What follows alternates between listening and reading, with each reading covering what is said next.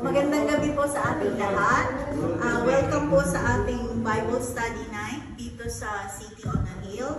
Magandang gabi sa lahat ng mga nanonood at sa ating din dito sa church. And tonight po, kung meron tayong mga Bible, buksan po natin sa Proverbs chapter 3 in verse 5 to 6.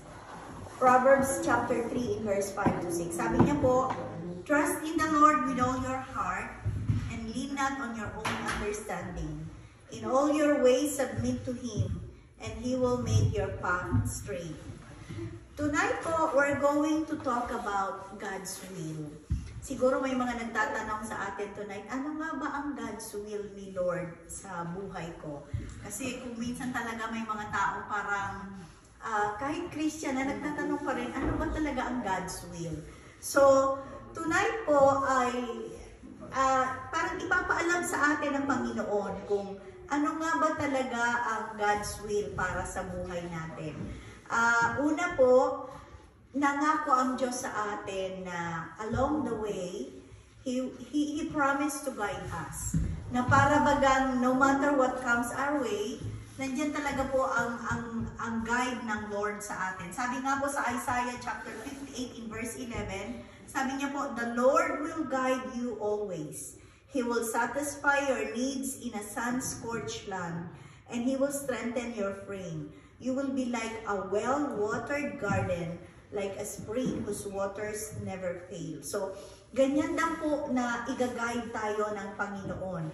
So, parang sa buhay natin, mapa-Kristiyano man siguro, kahit hindi, we truly believe na ang Lord ay talagang nagre-reveal kung ano ang will niya sa buhay natin. So, tonight we're going to at least talk about 3 basic steps on how to know God's will. Paano natin malalaman, paano natin parang malalaman ito nga ba yung will ng Lord sa buhay natin? So, number 1 po is found in Proverbs chapter 14 in verse 12. Sabi niya, "There is a way that appears to be right, but in the end, it leads to death." The first thing to know kung yan nga po ba ay will ng Lord, the first thing to know is that we must let God choose the way. Alam nyo ba na maraming mga kaganapan sa buhay natin. Minsan parang nagtatanong tayo, "Lord, alin ba dito? Ito ba o ito?" Pero in order for you to know daw na yan nga talaga ang God's will, we must let God choose the way. Bakit? Kasi sabi po sa Proverbs chapter 14 in verse 12, marami daw na bagay dito sa mundong ito, it appears to be right. But in the end daw, it will lead to death. Diba? Napakadaming ganyan ngayon sa mundong ito. Parang ang tingin natin ay tama, pero in the end pala, parang distraction para sa atin. Sabi din po sa Jeremiah chapter 10 in verse 23, sabi niya po, "Lord, I know that people's lives are not their own. It is not for them to direct their steps." Ito pa po, in order for us to know what is God's will. Alam po natin na ang nagdadirect talaga ng path natin ay ang Diyos. So para malaman mo kung God's will yan, dapat parang lagi mong sinasabi, "Let your will be done." Kasi kung minsan alam nyo ba, yung talagang will ng Diyos, yan yung mahirap. Parang mahirap gawin kasi ang nangyayari po, pag we're about to choose kung yan ba ay will ng Lord o hindi, parang minsan, meron baga tayong tinatawag na own will natin, na para bagang mas gusto mo yung madali, diba? If you will really be asked tonight, ano gusto mo, yung mahirap o yung madali? Ang sagot natin dapat ay kung ano ang kalooban ng Diyos. Kasi merong mga madali na hindi will ng Lord. Pero meron namang mga minsan mahirap, pero yan talaga ang kalooban ng Diyos. So, lagi po natin in order to know God's will, we need to let God choose the way. Dapat si Lord ang parang namimili para sa atin. Remember, siya talaga po ang may karapatan kasi ang buhay na bigay niya sa atin ay pahiram lang. So, siya talaga. So, we have to let God choose the way para malaman natin na yan po ay kalooban ng ating Panginoon. Pangalawa, we must let God confirm the way. In Psalms 119, in verse 105, sabi niya po, "Your word is a lamp for my feet, a light on my path." Tandaan po natin na sa lahat ng mga didesisyonan natin sa buhay, in order to know po kung yan nga po ang will ng Lord, dapat may confirmation. How would you know if yan talaga ay parang, have you ever parang tried something na parang may gusto kang gawin pero nagdadalawang isip ka, and then you wanted to know talaga na yan ay kalooban ng Lord. Diba minsan we ask God for confirmation sa mga bagay na gusto nating gawin. Kasi kung minsan talaga po, ang problema sa atin, ang kalaban talaga natin ay yung sarili natin. Why? Because parang kung ano yung madali, yun yung nais natin. Pero alam niyo po ang Lord, talagang as He guides us, He will also confirm things from us. Parang mag-confirm talaga. Like, let me give you one example. If you are praying for something, and bakit nag-pray ka, Lord, I want this. Pagkatapos mo manalangin, minsan alam nyo ba na minsan nagre-reveal ang Lord about what you have prayed. Minsan po, God uses people to confirm kung yan nga ay will niya sa'yo. Kaya kung minsan, i-honor natin yung mga parang sinasabi ng ibang tao. Kasi kung minsan, hindi natin alam, ang Lord talaga ay gumagamit ng, sometimes God will speak to you directly. Pero minsan, God uses people to confirm His ways and things for you. Kaya dapat po, makita natin yung confirmation na yan sa mga bagay-bagay na parang ipinapanalangin natin. Para bagang ang malakaran natin ay yung kalooban ng Diyos. Kasi alam niyo po, in this time, parang ito yung panahon na ang mundong ginagalawan po natin ay punong-puno ng kaguluhan. Punong-puno na ng mga bagay-bagay talaga na parang maiiba yung pananaw natin. So dapat every time you ask God na parang, Lord, I want this thing to happen, you allow God na mag-confirm sa'yo. How does God confirm things to you? Una, through His Word. Kaya importante nagbabasa tayo ng salita ng Diyos. Kasi minsan, hindi natin alam yung confirmation kasi hindi natin nakita sa salita ng Panginoon. Kasi minsan bagay yung tao, busy na, hindi na palabasa. Sometimes God will confirm His Word to you through prayer. Alam nyo ba na when you pray, talagang, kaya nga dapat sa panalangin po, hindi lang basta sinabi mo yung gusto mo sa Panginoon. Alam nyo ba na when you pray, you also have to wait. Pagkatapos mong manalangin, huwag ka agad mag-amen, and alam mo na, sleep ka na. Kung minsan pagkatapos mo mag-pray, amen, tulog ka na. Sometimes, yun yung sinasabi po sa Biblia, wait upon the Lord. Kasi as you talk to the Lord, minsan ang Diyos talaga nagko-confirm din sa Kanya. Manatili ka sa presence ng Panginoon so that the Lord can just confirm His ways and means to you.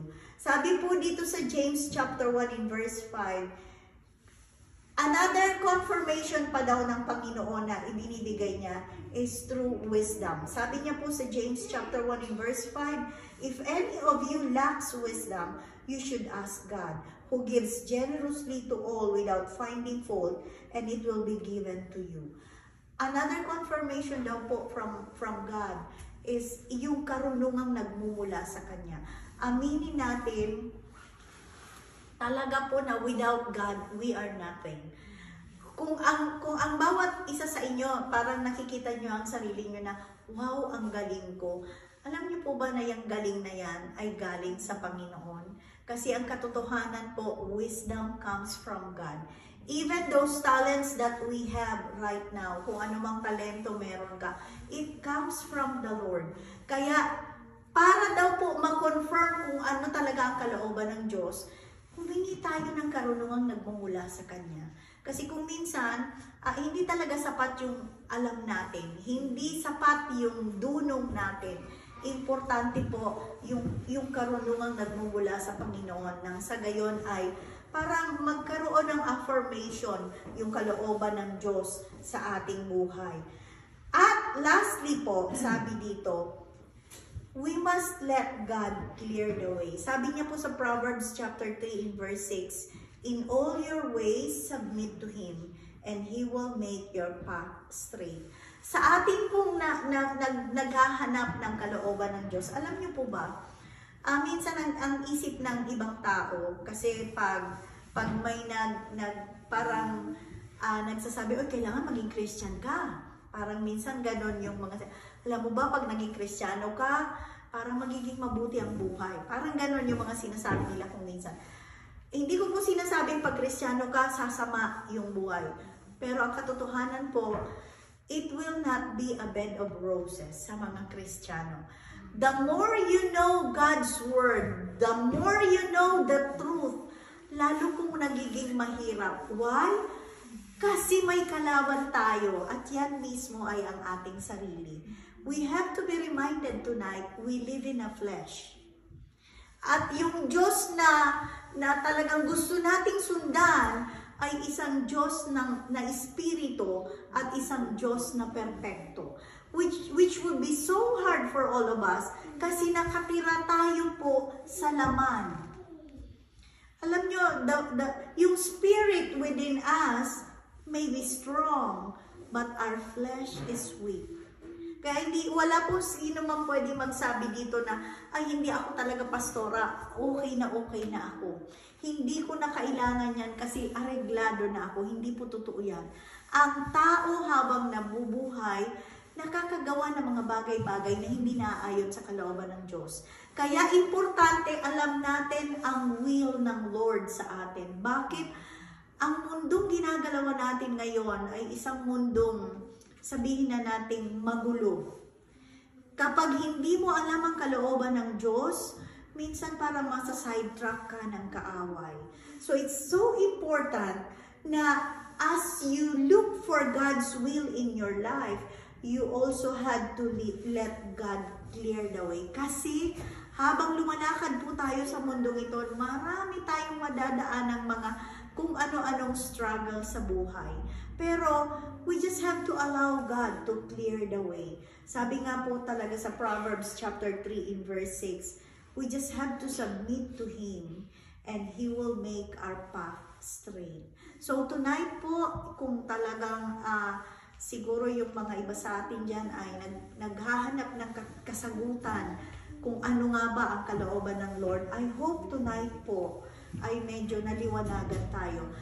The Lord is just so good na gusto niya po tayong i-guide, gusto niya po tayong turuan, and as long as we submit our life to Him, masusumpungan po natin ang tinatawag na God's will. So, manalangin po tayo sa gabi nito.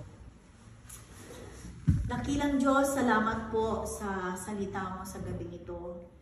Salamat po Lord God na tunay nga o God, hindi mo kami iniiwan, hindi mo kami pinababayaan. Thank you Lord God for really being with us o God along the way. Naniniwala kami dakilang Diyos sa gabi nito na kung meron man sa aming Panginoon na naghahanap ng kalooban mo, I just pray tonight Lord na i-allow mo kung isubmit nila ang kanilang mga buhay sa iyo nang sa gayon Panginoon ay masumpungan nila ang kalooban mo. Dakilang Diyos, sa gabing ito, ang dalangin ko po, pagpalain mo ang bawat isa sa amin. Maging ang mga nakikinig, Panginoon, I pray, O God, ano man po ang kalagayan nila sa mga oras na ito, I just pray, O Lord, that you will also minister to them. At sa gabing ito, Panginoon, I pray that you will just cover each and every one of us with your precious blood and shelter us with your divine protection. Ilayo mo kami, Panginoon, sa mapanganib na virus na ito, O God. At dalangin ko, Panginoon, kayo po ang patuloy na magprotekta sa bawat isa sa amin. I even pray, O Lord, that you will just continue to provide for all our needs.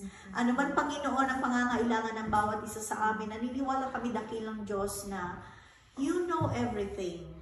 Wala pong nalilingid sa iyo. So sa gabing ito, Panginoon, ano man ang need namin, it may be financial, it may be physical, emotional, O God, I pray, Lord, that you will just reach to us tonight in Jesus' name. At sa may mga sakit at karamdaman, dakilang Diyos sa gabing ito, I pray, O God, na hipuin mo po sila at ibuhos mo, Panginoon, ang iyong kapangyarihan ng sa gayon, O God, magbigay ng kagalingang pisikal sa kanilang mga katawan, Panginoon.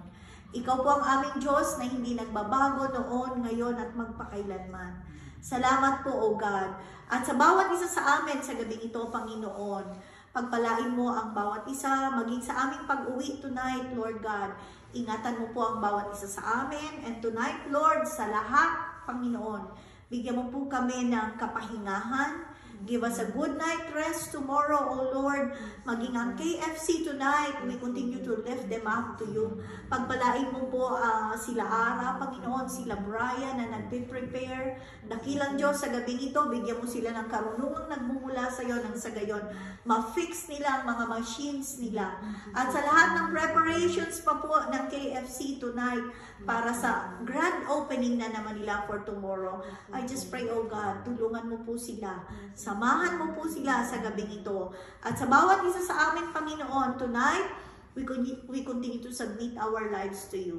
Ikaw na nga po ang bahala sa bawat isa sa amin. Pangunahan mo kami, Panginoon. Ingatan mo ang bawat isa sa amin. And just allow us, O God, tonight, to give you back all the praise, all the glory and thanksgiving, in Jesus' mighty name. Amen and amen. Magandang gabi po sa bawat isa. Salamat po sa inyong makikinig. Meron po kaming announcement. Sa last Sunday po ng March ay mag-start na po ang FCC service natin. And I hope to see you po sa Victory Brim Show. Thank you po and good night sa bawat isa. Praise God. What time? 7 p.m. Last Sunday of March. Last Sunday of March. Para po maka-umpisa na rin tayo. That is March 20.